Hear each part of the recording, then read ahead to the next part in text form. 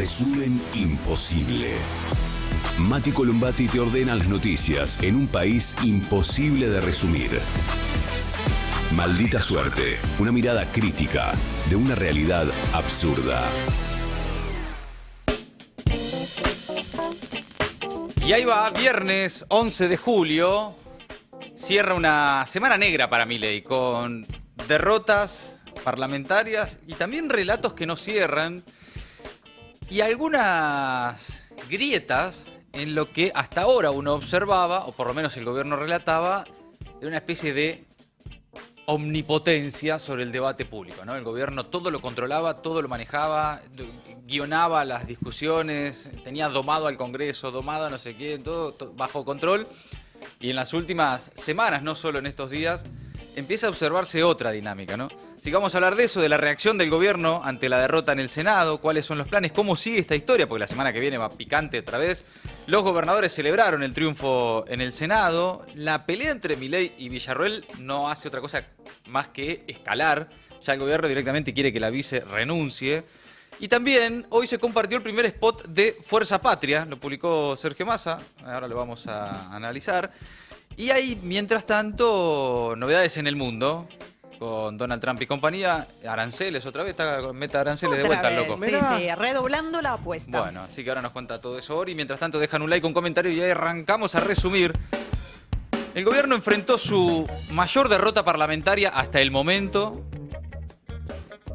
y eligió jugar al límite, acusando al Senado, a los gobernadores, a la oposición de dar un golpe institucional, ¿no? Llorando ahí. No quieren hacer un golpe. Sí, muy... En paralelo, además, se pelearon a fondo con la vice, mostrando lo que, en definitiva, no hace más que confirmar que la crisis de Milei no es solo con los ajenos, es también con los propios. Hay disputas muy fuertes por estas horas también en paralelo con el cierre de alianzas.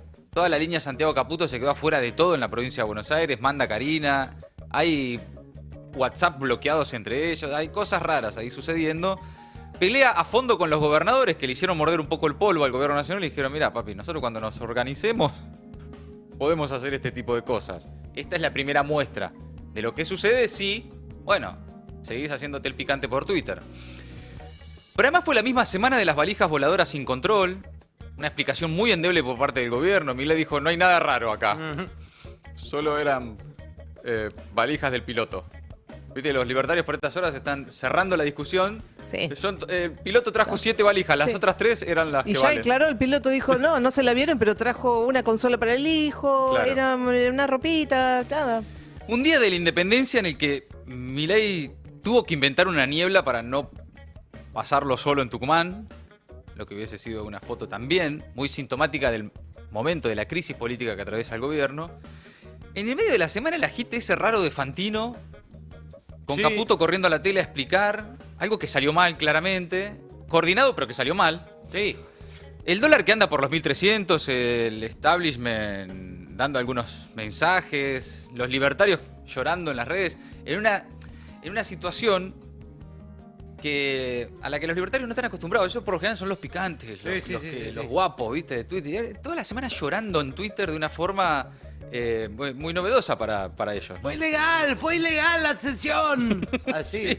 No, Sí, y sí. lo que te iba a decir era lo de Fantino con el Toto Caputo, que en definitiva, lo que el clip completo, sin editar, lo que decía el Toto Caputo era que Argentina se incendiaba si pasaba lo que pasó ayer. Claro, exacto.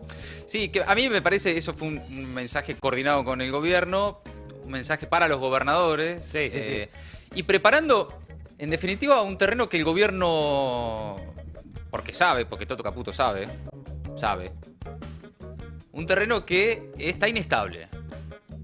¿Pero por qué está inestable? ¿Por lo que se votó ayer en el Senado? No, por lo que ya dijo hace 2 semanas el JP Morgan. Digo, me parece que todo bien en el mediano plazo, el tren de Milei va para allá y estamos todos bárbaros, todo fantástico. Pero yo la mía me la llevo ahora, dijo el JP Morgan, principal banco de Estados Unidos, avisándole al resto de la que se viene. Y eso empieza a configurar, no todavía, pero se ven escenarios de una crisis multidimensional. Y ahí ya sí empieza a ser un problema, porque si observás la complejidad en la relación entre el Poder Ejecutivo y el Poder Legislativo, digamos, las peleas entre los Milei y la vice, Un esquema de gobernabilidad que por estas horas crujió, porque Milei, con pocos senadores y pocos diputados, sostenía su ajuste con un consenso, fundamentalmente con los gobernadores, pero especialmente con los espacios de poder en la Argentina. Y ese esquema de gobernabilidad se vio en estos días que, en principio, está bajo tensión. Después el consenso del ajuste también está roto. Este consenso de, bueno, había que hacer un ajuste, es lo que va, es lo que la gente pide, la gente votó motosierra. Bueno, no sé, pará. Porque ya llevan varias semanas cagando a palos a jubilados en la calle hasta que por fin el Senado les dio una respuesta. Las personas con discapacidad vienen movilizándose fuertemente en las últimas semanas. Ayer tuvieron una respuesta de parte del sistema político. La semana que viene va a hacer ruido también el presupuesto para las universidades, la emergencia en salud y en pediatría, ¿no? Mientras el gobierno quiere reventar el Garrahan. Es decir, esa idea de la gente quiere ajuste, la gente pide el ajuste y por eso votó la motosierra, empieza a verse cuestionado. De mínima cuestionado, no hay tal consenso al menos, ¿no? Hay un sector importante de la sociedad que dice, no, papi, pará un poquito. Yo creo además muy interesante en ese sentido que los movimientos por abajo obligaron al Congreso a dar una respuesta. Está bien, lo que pasó en el Senado se explica por muchas razones. Sí. Discusiones internas, deslealtades, un gobierno nacional que no paga lo que debe a las provincias, roscas, elecciones este año, todo lo que quieras. Pero sin la lucha de los jubilados en las calles, sin la lucha de las personas con discapacidad en las calles, sin la lucha de los universitarios, de los trabajadores de salud, todo eso tampoco sucede. Si vos no empujás desde abajo, tampoco sucede arriba. Probablemente solo hubiesen salido los ATN, lo que querían los gobernadores claro, institucionalmente y todo lo otro no. Sí. Entonces la calle también pide y obtiene. Porque estamos también medio, nosotros mismos a veces, acostumbrados a un debate medio inmovilizante, que es, ¿y qué querés? Pasa que la crueldad está de moda. Y entonces no hay nada que hacer. Bueno, hay que esperar que cambie la moda. Que la moda sea la empatía en otro momento de la historia, sea ser más humanos. Bueno, no. Cuando hay luchas hay resultados. A pesar de que el gobierno, con su prepotencia, nos quiere hacer creer de que nada es posible, de que no hay alternativa a este camino de ajuste. Y por último, conformando también esta multidimensionalidad de la crisis de Milei, el sistema, el establishment financiero, la confianza del mercado. O sea, viene el JP Morgan de decir, che, no la veo. Los bancos por estos días, renovando en pesos, pero a una tasa extraordinaria que le pone el gobierno. Se pagaron los 4.500 millones de dólares el 9 de julio, que pedía el Fondo Monetario Internacional, perfecto, el día de la independencia.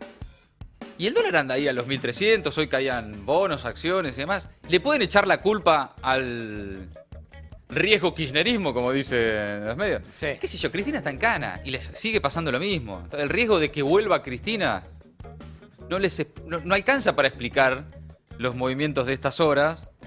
Por ahora no demasiado intenso, pero que se ve de que hay algún sector del mercado que empieza por lo menos a tomar algunos recaudos, ¿no? Bueno, en fin, ante esa situación hay que abrocharse el cinturón, claramente. Pero ¿qué pasó ayer en el Senado? La oposición convirtió en ley entonces el aumento en las jubilaciones, la extensión de la moratoria previsional, la emergencia en discapacidad, también le dio media sanción a la agenda de los gobernadores para coparticipar el impuesto a los combustibles, reformar la distribución de los ATN, los adelantos del Tesoro Nacional. Milei obviamente ya anticipó que va a vetar todo, vamos a ver efectivamente si es así. Entraron todas. Entraron todas adentro, todas adentro, todos goles fueron. Y por mucho, además, paliza, ¿eh? Sí, en sí, términos sí, legislativos, sí. una paliza. Sí, que además pone en duda la posibilidad de sostener el posible veto, ¿no? Exacto. Pero además se ratificó la emergencia para Bahía Blanca. Que ya la había vetado que previamente. ya la había vetado Milei y el Senado va y le dice, no, va de vuelta. Entonces, ojo con esto, ¿eh? Ojo porque además, obviamente el relato por estas horas de los libertarios es el kirchnerismo quiere torpedear los sólidos cimientos del modelo económico. Pero ayer votó hasta Camagüey Espíndola a favor. O sea, se sentaban los cordobeses, se sentaron todos ayer. Hasta los radicales que le tirase una peluca y se ponen dos, ayer votaban en contra del gobierno. Entonces, bueno, tiene que entender ahí más que nada el gobierno, qué es lo que está pasando en esa dinámica. Y si alcanza con hacerse el picante, ¿no? Ayer fue, después de esto, Milei a confirmar que va a vetar el aumento de las jubilaciones, la prórroga de la moratoria, la emergencia en discapacidad, frente a un auditorio que también habla mucho, confirma, verifica una vez más, para quién gobierna Milei. Fue a la Bolsa de Comercio de Rosario a decirle a esos muchachos, quédense tranquilos. Es lo más tremendo que escuché porque quedó realmente claro para quién Totalmente. gobierna y en el mismo día en el que se estaba votando todas estas leyes, ¿no? Totalmente, les fue a llevar tranquilidad a los muchachos de la Bolsa de Comercio, decía, quédense tranquilos, vamos a vetar todo lo que pasó hoy. A ver qué dijo. ¿Saben qué? Vamos a vetar. Y si aún se diera la circunstancia, que no creo, pero se diera que el veto se cae, lo vamos a judicializar. Y aún si se diera el peor de los casos, que de repente la justicia tuviera un acto de celeridad de cosas que tardan en tratar muchísimos años y lo decidiera tardar en muy poco tiempo, aún así, el daño que podrían causar podría ser mínimo. Bueno, ahí Sería está. solamente una mancha. Milei explicándole a los muchachos de la Bolsa de Comercio, básicamente que quédense tranquilos, porque el equilibrio fiscal no se negocia, ¿no? Que es lo que dijo Toto Caputo también en Twitter. El ministro de Economía salió nuevamente a minimizar el impacto de este paquete de leyes, que por un lado uno diría, bueno, y si no tiene impacto, ¿por qué lo vetás? Déjalo. Déjalo Sí, aumento. claro. Si no tiene ningún impacto, si no hay nada de qué preocuparse, si para vos es lo mismo, entonces, déjalo aumento a los jubilados. Y aparte estás hace 2 días insultando a la vicepresidenta. Claro. Digamos, no sonás tranquilo. No, por eso, no. Si están tan tranquilos, no se pongan tan nerviosos. Claro. Sería, ¿no? Pero bueno, Caputo eligió ahí apuntarle de vuelta a la casta política. La verdad que ya ciencia ficción a esta altura, yo creo que ni ellos mismos pueden creerlo al momento de decirlo. Yo me lo imagino a Toto Caputo tuiteando y decir, voy a tirar la de casta. Qué sé yo, total, ya Sí, fue. ya- Ya en 6 meses me voy. Ya ayer había tirado el principio de revelación, copiándose de Milei. Claro. Sí. Bueno, Bueno, repitió el relato libertario permanente de que evitó una hiperinflación, etcétera, etcétera. Que el equilibrio fiscal no se negocia. 2 cosas. Lo venimos diciendo estos días. Entonces el equilibrio fiscal son las jubilaciones. El equilibrio fiscal son las pensiones por discapacidad. El equilibrio fiscal son las universidades y las provincias. Ahí está tu equilibrio fiscal, por lo tanto, bueno, tampoco es un equilibrio fiscal tan sólido. Sí, de repente, no sé, un par de tweets esta semana hicieron crujir todo, te hicieron ir a correr a la tele 2 veces en la semana a explicar que está todo bien. Está todo bien. Quédense tranquilos, dice un ministro de Economía a los gritos en la tele, ¿no? No, No lleva lo mucha del tranquilidad. equilibrio fiscal, quiero citar una cosa que hizo hoy el Pucci en Reddit, que Sí. fue espectacular. Vieron que siempre comparan la economía nacional con una familia. Él dijo, agarró una familia, ¿cuánto necesita una familia para hacer clase media? 1.900.000 pesos. El equilibrio fiscal, ponele, la emergencia en discapacidad eran 0,35 del PBI, son 6.600 pesos por mes. Sí. O sea, si viene tu hermano discapacitado y te pide 6.600 pesos por mes, no se lo puedes dar. Si lo querés hacer en una familia. Pero además esta vez, previendo también ese tipo de argumentos, la oposición dijo de dónde se tienen que obtener los fondos. En todo caso, si se quiere en términos presupuestarios, lo más caro que se aprobó ayer es la moratoria previsional. Claro. La extensión de la moratoria previsional. El resto es verdaderamente insignificante. Pero bueno, es parte también de un gobierno que... lo que vimos ayer fue muy gráfico. Un gobierno que gobierna para los poderosos porque es un gobierno de los poderosos. Es un gobierno del poder económico. Milei es un delegado de esos sectores. Milei no gobierna. Le han hecho toda la mímica de, bueno, andá vos y hacé de presidente. Entonces está en su camino de reparación personal, de sentirse querido, de dar la batalla cultural, de sentir que por primera vez en su historia personal alguien le da bola o considera más o menos relevante lo que tiene para decir. Y mientras tanto los que están de verdad gobernando son otros. Esto lo venimos diciendo. El verdadero triángulo de hierro, muy protagonista esta semana. Patricia Bullrich peleándose con Villarroel fuertemente. Caputo yendo a todos lados, ¿no? a tratar de llevar tranquilidad de una forma muy especial. Y Sturzenegger, agasajado esta semana con 200 personas en la Casa Rosada para celebrar el desguace del Estado, ¿no? Y atrás, bueno, atrás el resto. Entre ellos también Guillermo Francos, que confirmó que Milei vetará las leyes previsionales y de emergencia en discapacidad, habilitando así, de esta forma, su ratificación por parte del Congreso, la ratificación legislativa. Cuenta Mauricio Caminos en el diario AR que Recién después, el gobierno está dispuesto a abrir una batalla judicial. Primero, porque entiende que la sesión de ayer fue nula, aunque si juega el veto presidencial, es que se veta algo que existió, por lo tanto, no deja de ser nula para ser vetada, pues una cosa ahí. No se ponían muy de acuerdo ayer en el gobierno de que era lo mejor. Y segundo, acusa a la oposición de no cumplir la ley de administración financiera que señala que todo proyecto que insuma partidas públicas debe contemplar de dónde sacar esos recursos. Bueno, mentira porque eso sucede.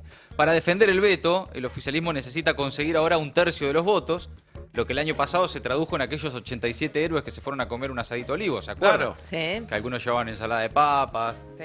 Sí. Otros pagaban con el postnet. Alguno caía con una botella de vino. Bueno, Sí. aquellos 87 héroes que comieron un asadito en Olivos, veremos si esta vez los vuelven a conseguir.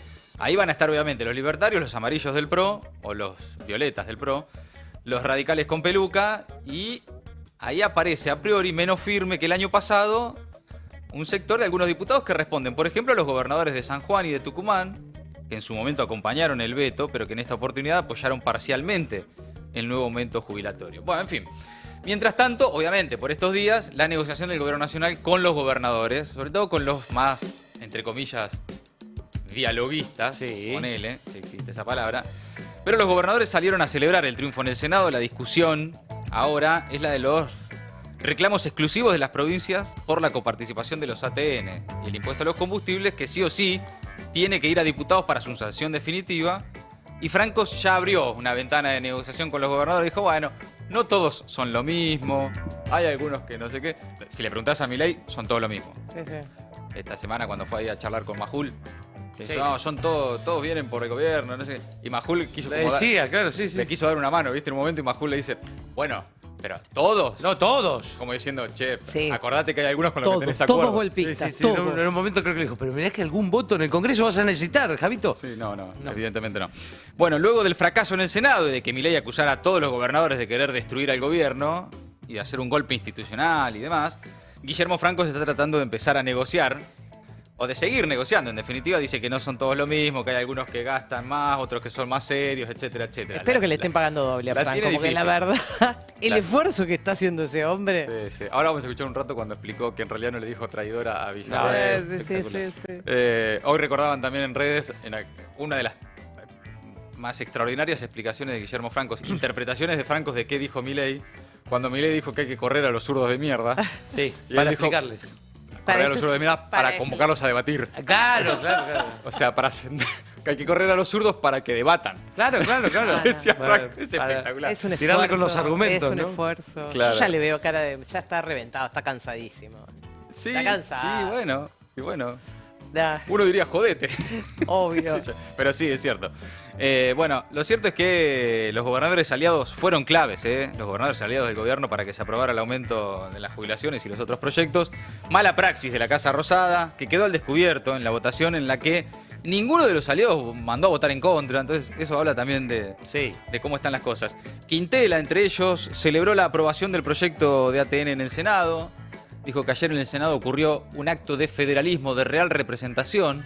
Se aprobaron leyes que devuelven a las provincias lo que nos corresponde, recursos para la salud, la educación, la seguridad, la obra pública y el acompañamiento que necesitan nuestros ciudadanos, dice Quintela. Celebra esta sanción de la Cámara Alta, que no atenta contra el equilibrio fiscal y pone en el centro lo verdaderamente importante, que es la gente, porque lo que hace grande a un país es el federalismo.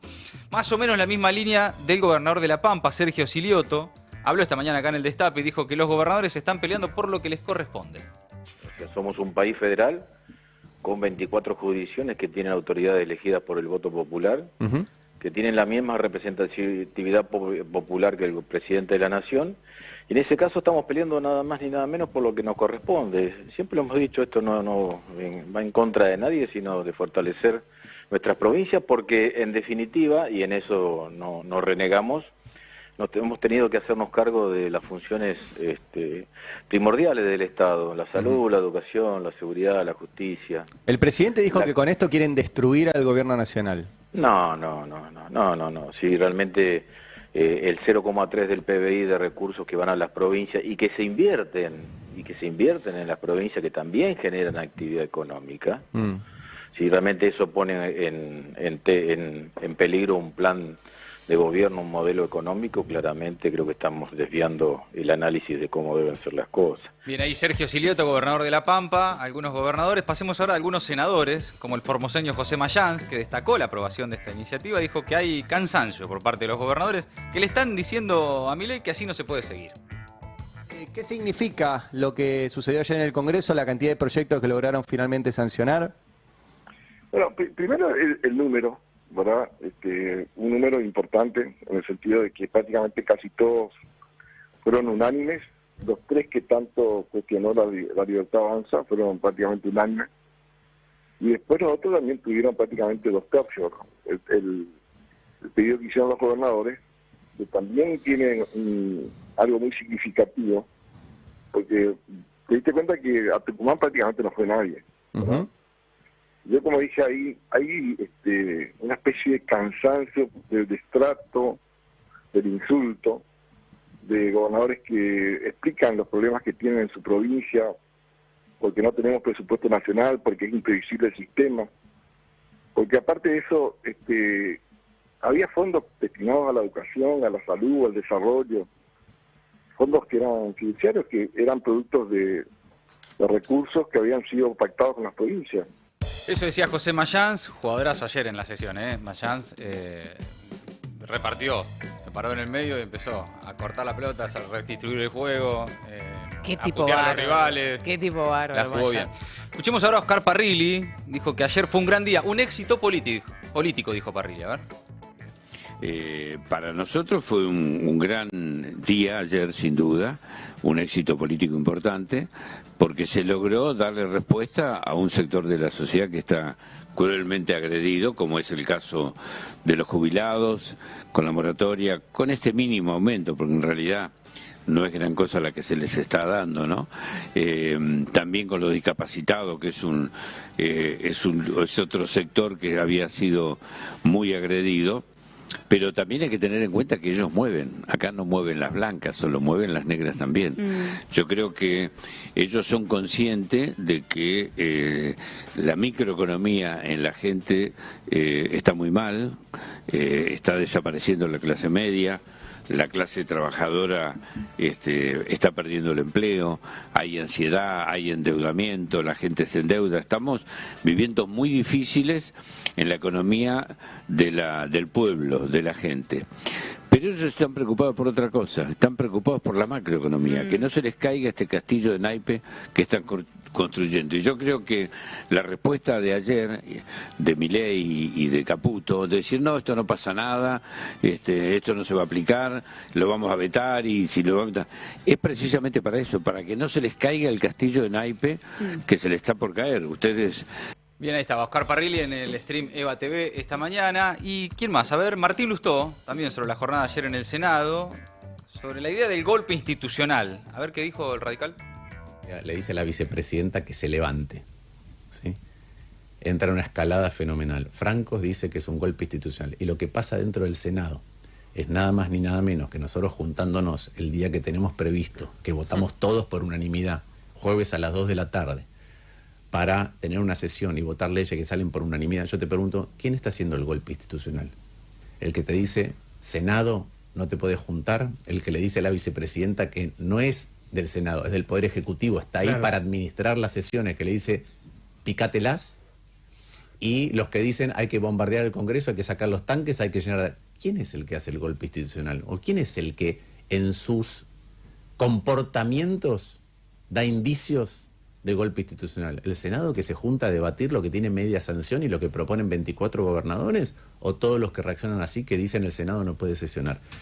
Bien, ahí está esta discusión de las últimas horas sobre si fue válido o no la sesión de ayer. Todas adentro. Lo cierto es que un duro golpe político, una derrota política parlamentaria, la más importante, o una de las más importantes en este año y medio de gobierno de Milei que ha sufrido el gobierno nacional. Y mientras tanto, la batalla entre Milei y Villarroel ya escala a que directamente quieren que se vaya, que renuncie. Como no la pueden echar, porque también fue votada, está en la fórmula con Milei, no pueden ni decirle, estás despedida. Claro. Como hicieron con cada uno de todos los funcionarios y ministros que en algún momento le cayeron mal a Karina Milei. En el caso de Villarruel, no pueden hacer nada más que rasparla, putearla, todo lo que pasó en las últimas horas. Ayer Patricia Bullrich, especialmente, ¿no? La vocera de ese ataque a Villarruel, diciéndole usted se tiene que parar y se tiene que ir y qué sé yo. Y después Milei, el propio Milei, en ese mismo discurso de la Bolsa de Comercio, que interpreten ustedes si le dice traidora a la que nosotros suponemos que le dice traidora. A ver, escucha. Hemos hecho 2.500 reformas estructurales, con lo cual no solo que hemos tenido un programa de estabilización mucho más exitoso que la convertibilidad, sino que además hemos hecho 25 veces más de reformas estructurales. Pero esto lo hicimos con 15% de la Cámara de Diputados, 7 senadores, una traidora, pero con el mejor jefe de gabinete de la historia, que es Guillermo Francos. Bueno, y hablando de Francos, dijo que Milei no hizo ningún comentario directo hacia Victoria Villarruel, que no le dijo traidora a ella, sino que se refería a los senadores. A ver. El presidente Milei llamó traidora a Villarruel. No, bueno, yo creo que dijo traidora, pero no emitió, se estaba refiriendo a senadores, no emitió un comentario directo a la vicepresidente, ¿no? Hizo el comentario, pero sin indicar, sin hacer ninguna referencia concreta, ¿no? Pero a mí me parece que cuando habla de traidora, habla de Villarruel. No, yo no quiero hacer comentarios sobre eso, ¿no? Yo no es Se una le cagan de risa, opinión ¿eh? del presidente de la Nación, en todo caso, que sí está referida no a Villarreal. Ayer a la noche también se le cagaba de risa a Johnny Viale. Johnny Viale, Guillermo sí, Franco, sí. que le dice, Sí. pero ¿cómo? Pero le dijo traidora. Yo ayer había visto el de ayer a la noche y digo, no, bueno, no va a insistir. No, Pero insistió, no. insistió. Cara de piedra tiene Guillote, ¿eh? La que insiste también es Patricia Bullrich, que esta mañana, en un acto que no tenía nada que ver con nada al respecto, volvió a apuntar contra Victoria Villarruel y dijo que se ponga del lado de la gente, no de los senadores kirchneristas. A ver. Y ayer la vicepresidenta tenía que haberse puesto a la cabeza de decir no voy a estar frente a una sesión que no es correcta, que no es legal, que no es legítima porque no estaba convocada. Punto. Esa es la discusión. Que se ponga del lado de la gente y no del lado de los senadores kirchneristas que el día de ayer lo que querían, como lo dicen todos los días, es ver al presidente subiéndose un helicóptero. Es simple. Bueno, ¿qué hay en esta pelea? Más allá de las cuestiones personales, que son de origen, ¿no? En el caso de Villarruel, además, ¿se acuerdan que escala no solo con Patricia Bullrich, que se queda con los ministerios de Seguridad y Defensa para Petri, claro, que eran los que quería Villarruel, sino especialmente con Karina Milei? Aquella entrevista en el Senado con Johnny Viale.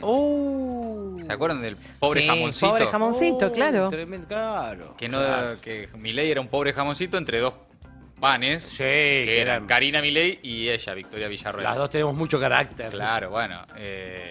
Desde ahí, que ya hay, obviamente, todo el tiempo de estratos mutuos, pero especialmente desde el gobierno nacional, a una vice que no pueden echar y que van a hacer todo lo posible para que en algún momento renuncie. Pero ¿cuál es el problema para el gobierno?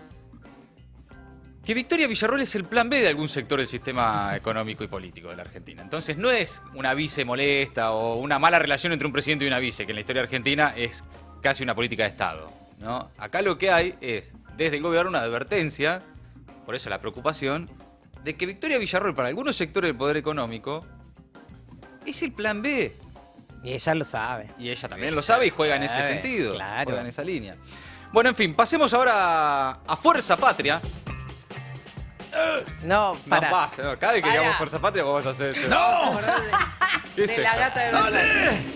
No, chicos, no. ¡A ver el spot! No. ¿Vieron el spot, el primer spot? No, no lo vi. El ex candidato y ministro de Economía, Sergio Massa, fue quien compartió el primer spot de la alianza Fuerza Patria, que acordó en la provincia de Buenos Aires competir juntos, todos juntos, el 7 de septiembre.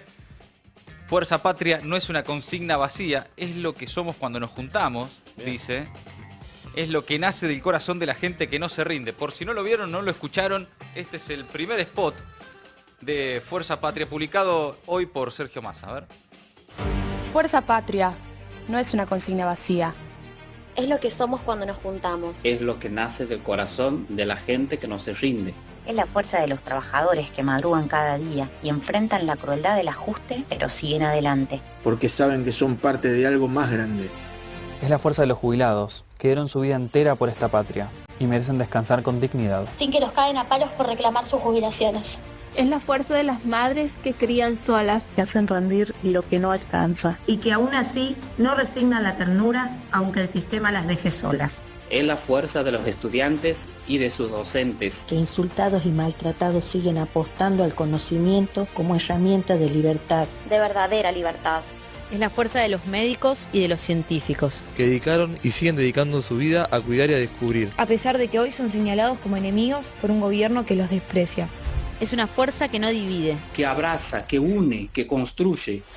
Porque si algo aprendimos es que la única salida se construye con unidad. Y que el futuro no se espera. Se gana con inteligencia, valentía y con esperanza. No es una consigna vacía. Es la fuerza de nuestra patria. Ese es el primer spot de Fuerza Patria, publicado por Massa. Esto también fue muy particular. Fue el primero en publicar este spot en su cuenta oficial personal. Estaba revisando si lo había compartido algún otro más, pero bueno, por ahora no. Pero lo cierto es que empieza ahí a verse...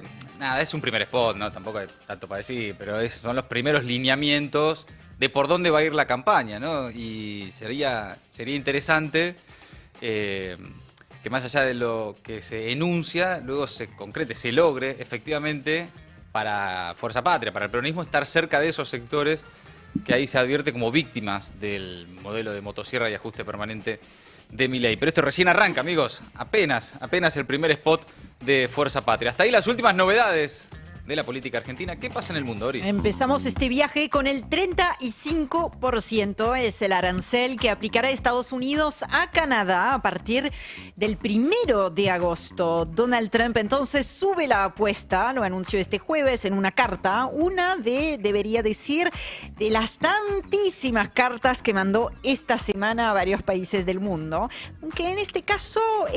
de manera tal vez más sorpresiva, ya que ambos socios comerciales, que tienen una relación muy estrecha, están en plena negociación para llegar a un acuerdo antes del 21 de julio. Pero bueno, van cambiando los números, van cambiando las fechas. Ya Donald Trump nos tiene acostumbrados. Se suma esta noticia, este arancel del 35% a Canadá, se suma a la amenaza, así se dice, de la que ya hemos hablado esta semana, la amenaza de imponer un arancel del 50% a Brasil por el juicio contra Jair Bolsonaro. Bueno, esa decisión sigue teniendo repercusiones a nivel internacional por la arbitrariedad, ¿no?, de esa medida, y también está teniendo consecuencias en el tablero de la política brasileña, por supuesto. En las últimas horas, Lula dio un par de entrevistas al respecto, aprovechó para reafirmar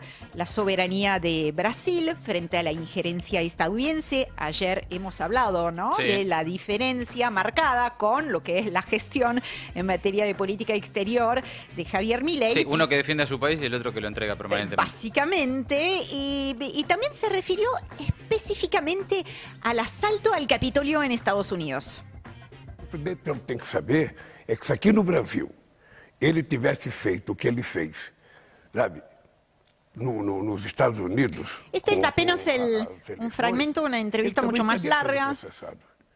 Salió a hablar Lula, de esa decisión estadounidense a defender los intereses brasileños, pero también a recordar algunas cosillas. Por ejemplo, Trump tiene que saber que si acá en Brasil él hubiera hecho lo que hizo en Estados Unidos, él también estaría siendo procesado, juzgado y si fuera culpable, preso. Claro. Así funciona la ley, dijo Lula en esa entrevista. Hay que respetar esa ley. Nunca me metí en una decisión de la justicia de Estados Unidos, nunca.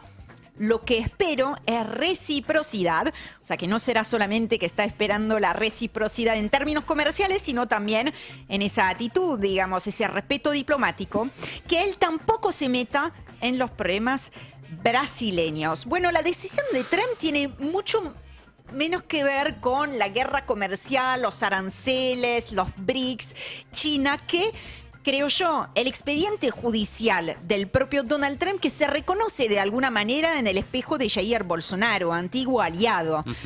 Ahí hay un paralelismo bastante fácil, digamos, de trazar. Lo que, dicho de paso, podría complicar un poquito la negociación entre Washington y Brasilia. ¿Por qué? Porque se trata de una decisión de consecuencia económica que no tiene fundamento económico alguno, ni siquiera tiene déficit comercial con Brasil. Claro. Es una decisión motivada, la decisión de Donald Trump de aumentar los aranceles por razones políticas, ideológicas, ¿no? Entonces esto podría hacer que sea todavía más difícil encontrar ahí un puente. Esa tasa, ese arancel ya tiene nombre, le quiero contar. ¿Cómo se llama? Es el diputado federal Guillermo Bullos. ¿Se acuerdan de Guillermo, que es como un poco es el candidato que eligió Lula en su momento en San Pablo, pero además es la estrella de la izquierda? Sí. Es el mismo hombre del cual agarró la mano cuando estaba en el sindicato. Cierto. Antes de que lo lleven preso. Bueno, ese hombre hizo un discurso así muy impactante en el Congreso y lo llamó la tasa Bolsonaro. Esto es lo que, por eso digo, está jugando en la política brasileña. Esto va a quedar, llegó para quedarse. Ahora, para terminar, vamos a actualizar la cuestión del genocidio en Gaza, que por supuesto sigue sumando todos los días nuevas víctimas. Vamos a escuchar al respecto la palabra del presidente del gobierno de España, Pedro Sánchez. Ustedes saben que el desastre humanitario que el gobierno de Netanyahu está perpetrando en Gaza y también en Cisjordania es una infamia que será recordada en los libros de historia como uno de los episodios más oscuros del siglo XXI. Y ustedes saben también que Europa pues, no está haciendo lo suficiente para tratar de frenar este genocidio. Las imágenes aterradoras de niños y niñas buscando a sus familiares bajo los escombros, muriéndose de hambre en una tienda de campaña, deberían conmovernos, avergonzarnos y también a la comunidad internacional y particularmente a Europa movilizarnos. Mirá luego esa, Pedro. Sí, las palabras correctas, ¿no? Con cierto peso simbólico. Uno no puede dejar igual de contrastar la retórica con la realidad y su gestión, porque el gobierno de Pedro Sánchez no corta el vínculo con el gobierno de Benjamín Netanyahu y tampoco deja de venderle armas ni comprar municiones. Entonces, esta es la situación que casi tienen todos los países en este momento, que ya tenían vínculos comerciales en ese aspecto con Israel. Terminamos con una noticia que se dio a conocer el transcurso de esta semana en una tribuna publicada en el diario británico The Guardian, pero publicada y firmada por Gustavo Petro. Ajá. Allí anuncia... Presidente de Colombia, ¿qué dice? La convocatoria a una conferencia de emergencia, así la llama, sobre Gaza, reuniendo a ministros de países de todo el mundo para deliberar una defensa multilateral del derecho internacional. Nuestro objetivo es simple, dice Petro, introducir medidas jurídicas, diplomáticas y económicas concretas que puedan detener la destrucción de Israel y defender el principio fundamental de que ningún Estado está por encima de la ley. De alguna manera, pasar de la condena a la acción concreta. Amigos, amigas, y así termina la semana. El resumen imposible de Maldita Suerte. Maldita Suerte, de 14 a 17 horas, en El Destape 1000.